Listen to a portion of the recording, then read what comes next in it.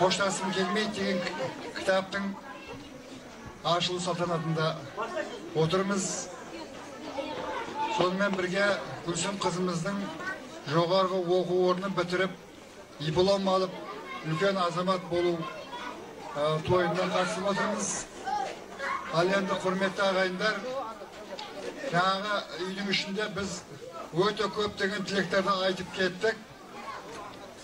Сол тілектермен бірге қосарымыз, жаңа айтып кеттім ғой, ақын болу әркімнің маңдайына ағайындар жазбаған. Бұл жүзден жүйрік, мыңнан тұлпар деген сияқты мыңнан бір шығатын құбылыс.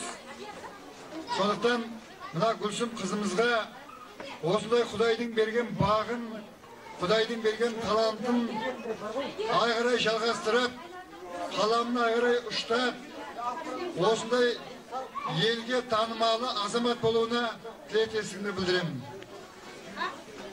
Гүлсім туралы көп әңгімелерді айтуға болады. Бірақ кітапты оқыған азаматтар болатын болса, соның бірінші алғы сөзінде елге танымалы азамат Әлібек Мейірбек деген ағамыз кітапқа алғы сөз жазған.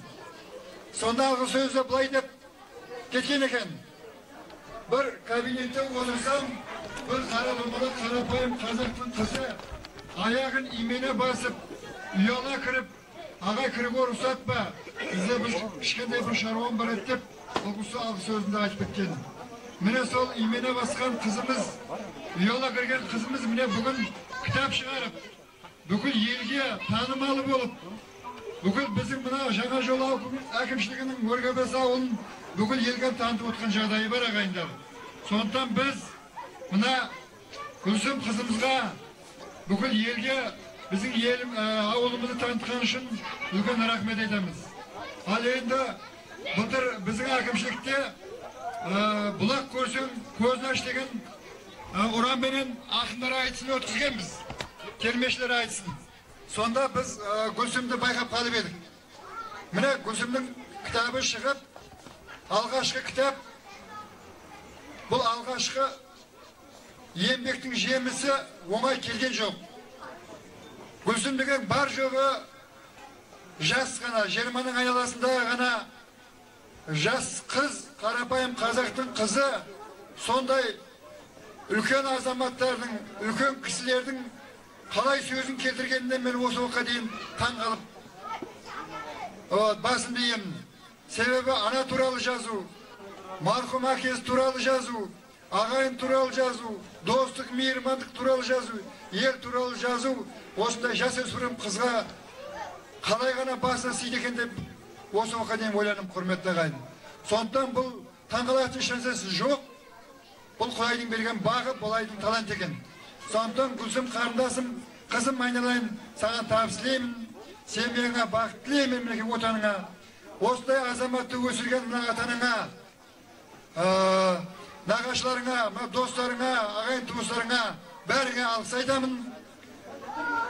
Алла жазса, Құда қаласа, ойлаймын, қазақтың тағы бір қара домалақ қызы, келешекте біздің Фариза апамыздай ақын болатын азамат пайда болды. Біздің келешекте Фаризамыз осы ауылдан шыққан оларда. Сондықтан біздің Гүлсім қызымызда Құда қаласа үлкен ақын болады деген сенімім бар. Сол сияқты Гүлсім қарындасымызбен бірге осы жерде бір Гүлзия дейтін бір қызымыз бар еді. Ол кісінің де осындай өнерге бейім екендігін мен байқап жүрмін. Сондықтан Гүлзия да осы жерде отыр екен. Өргебес ауылы тегін ауыл емес. Ақындар шыққан жерден үлкен азаматтар да шығады. Сондықтан Өргебес ауылының еліне, халқына тек бақ жақсылық тілеймін. Бүкіл халыққа мына диқаншылықтарыңыз мол болсын, бақтыларыңыз той көп болсын, тапқандарыңыз тойға жарассын тілек